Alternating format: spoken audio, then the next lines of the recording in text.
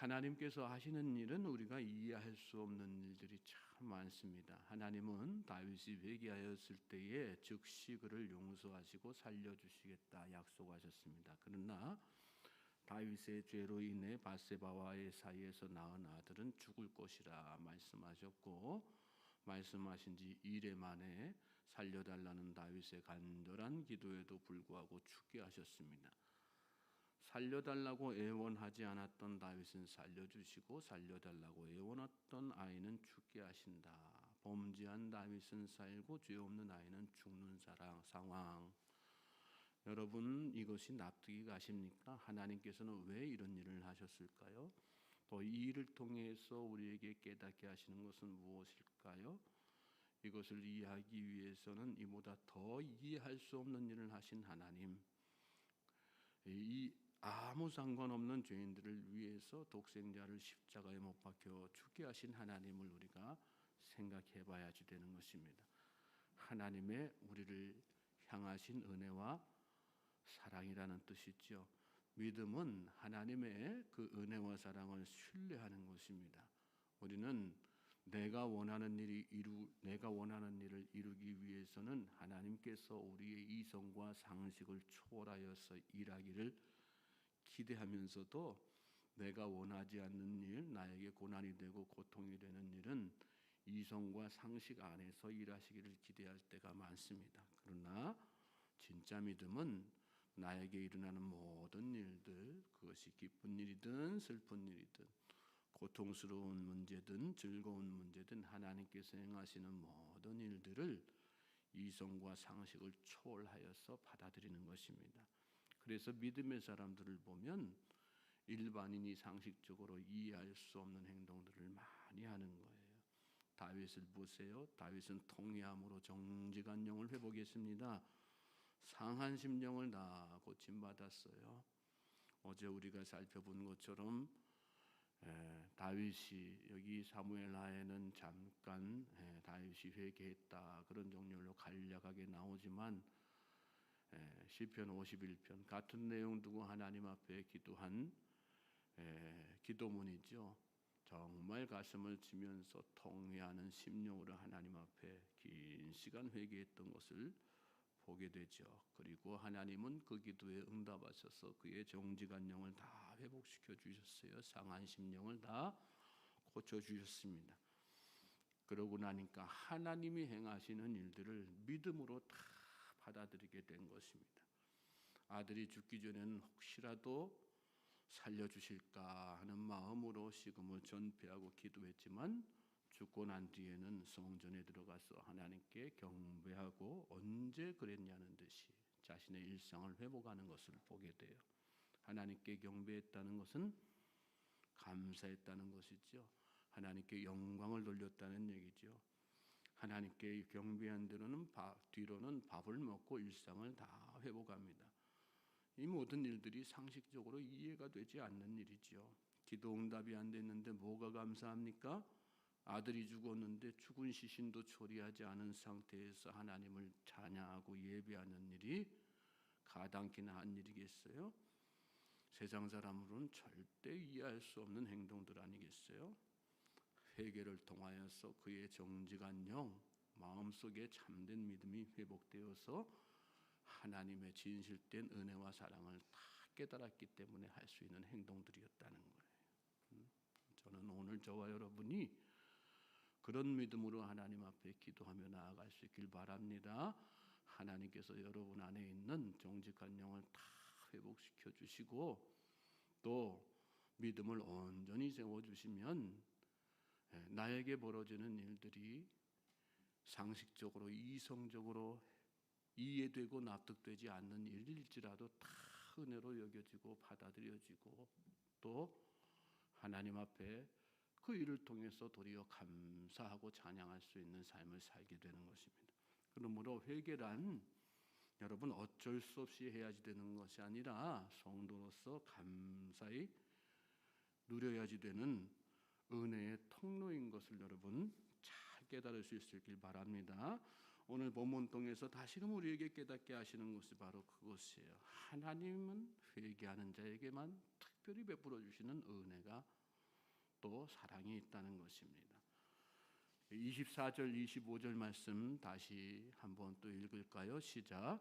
다윗이 그의 아내 밧세바를 위로하고 그에게 들어가 그와 동침하였더니 그가 아들을 낳음에 그의 이름을 솔로몬이라 하니라. 여호와께서 그를 사랑하사 선지자 나단을 보내 그의 이름을 여디디야라 하시니 이는 여호와께서 사랑하셨기 때문이더라.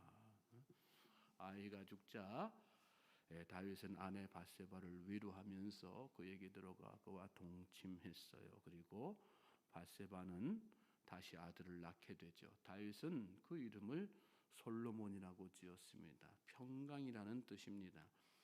하나님 저에게 평강을 주셔서 감사합니다. 저의 가정에 평강 허락하여 주옵소서 하는 그런 감사와 염원을 담은 것이죠. 하나님은 그 기도에 응답하셨어요. 나단 선지자를 보내서 솔로몬에게 여디디야라고 하는 이름을 새롭게 지어주시죠. 여디디야는 여호와의 사랑을 받는 자라는 뜻입니다. 다윗아, 나는 회개한 너를 여전히 사랑한단다.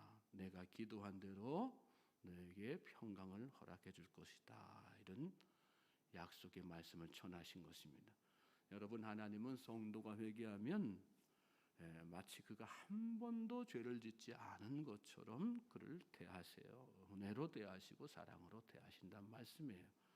하나님의 용서는 그만큼 완전하고 회복은 온전한 것입니다.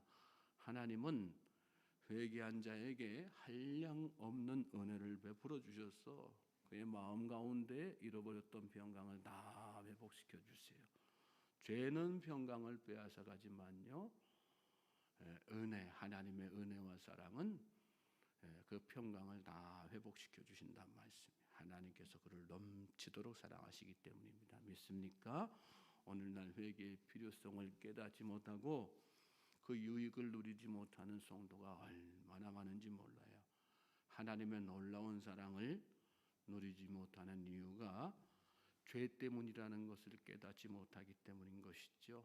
또 날마다 평강 가운데 살지 못하는 이유가 회개를 통해서 하나님 앞에 죄 사함을 구하지 않기 때문이라는 사실도 모르기 때문에 그렇습니다.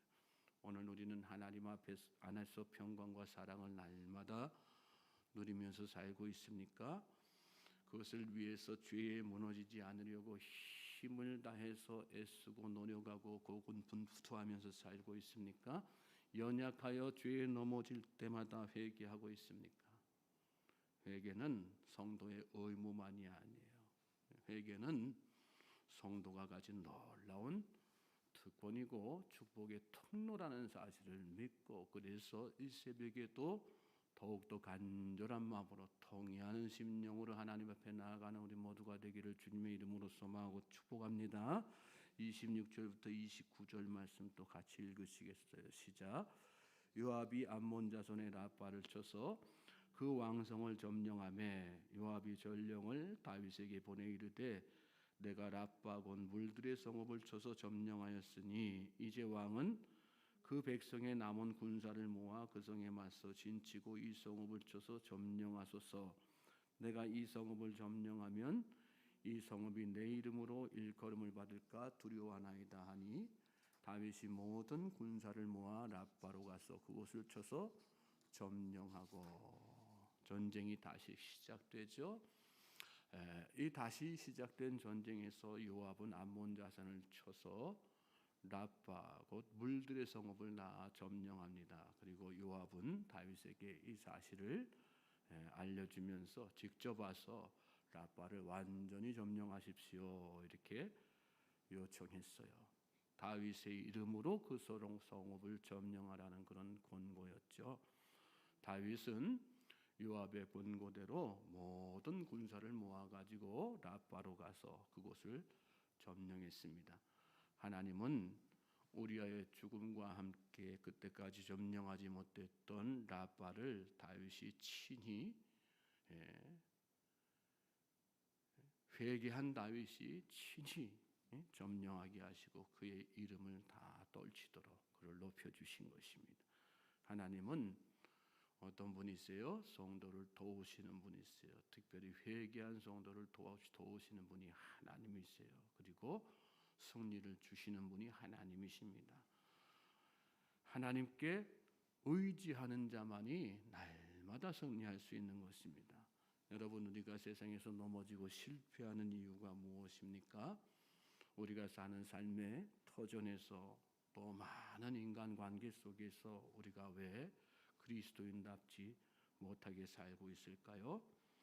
우리 스스로 세상을 살아내려고 하기 때문에 그렇습니다. 내 능력 가지고 내 힘 가지고 세상을 살려고 하니까, 내 지식 안에서 내 이성 안에서 문제를 해결하려고 하니까 자꾸 그런 불협화음이 생기고 우리 삶 가운데 실패가 계속되는 것입니다. 내게 능력 주시는 자 안에서 내가 모든 것을 할 수 있느니라. 우리가 너무나도 잘 아는 말씀 아니겠어요? 우리 그리스도인에게는 하나님께서 주시는 특별한 능력이 있다는 말씀이에요. 하나님의 그 능력을 의지할 때 우리가 세상 가운데에서 패배하지 아니하고 승리할 수 있다는 것이죠. 우리가 예수님을 의지하고 하나님을 의지할 때 하나님께서 그 의지하는 믿음을 보시고 이길 수 있는 능력을 우리에게 허락하시기 때문인 것입니다. 그러므로 우리는 이 하루를 살면서도 그 능력을 막는 죄를 잘 경계해야 되는 것이고요. 그리고 죄를 지었더라도 그 능력을 덧입기 위해서 하나님 앞에 철저하게 동의하는 마음으로 하나님의 도우심을 구해야 될 줄로 믿습니다. 하나님은 우리에게 은혜를 베푸실 때 후히 주시고 꾸짖지 아니하시는 분, 지혜를 구할 때도 그렇게 하시지만 은혜를 구할 때도 항상 그렇게 하시는 분이세요. 그래서 우리에게 예수님 뭐라고 말씀하세요? 너희가 기도할 때 입을 크게 벌리고 기도하라 말씀하셨어요. 내 이성과 상식 안에서 하나님 앞에 구하는 기도의 제목을 제한하지 말고 하나님의 크신 능력을 생각하면서 입을 크게 벌리고 기도하라는 말씀이에요. 그럴 때 여러분 삶 가운데 기적이 일어날 줄로 믿습니다. 하나님께서 승리를 주실 줄로 믿습니다.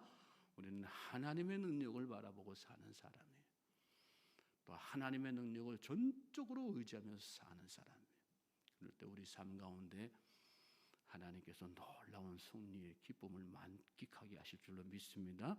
오늘 이 하루가 저와 여러분의 그런 복된 하루 되기를 다시 한번 주님의 이름으로 소망하고 축복합니다. 30절, 31절 말씀 또 계속해서 읽어보시겠어요? 시작. 그 왕의 머리에서 보석 박힌 왕관을 가져오니 그 중량이 금 1달란트라. 다윗이 자기의 머리에 쓰니라.